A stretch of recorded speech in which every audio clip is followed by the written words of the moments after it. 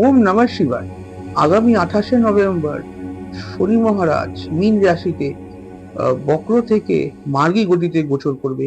এতে ধনুর এই সময়টা না মনে হচ্ছে, ধনু রাশি লগ্নের জাতক জাতিকাদের না মাথার পেছনে চলতেছে, সময়টা ভালো যাচ্ছে না, কোনো কিছুই ঠিক যাচ্ছে না।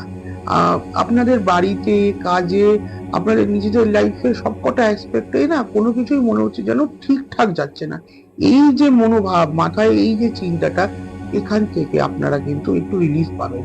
আপনারা তখন এবার একটু মানে 28শে নভেম্বরের পর থেকে মনে হবে না, খারাপ সময় যাচ্ছিল কিন্তু ওর থেকে একটু রেহাই, একটু রিলিফ পেয়েছি, একটু স্বস্তি পেয়েছি।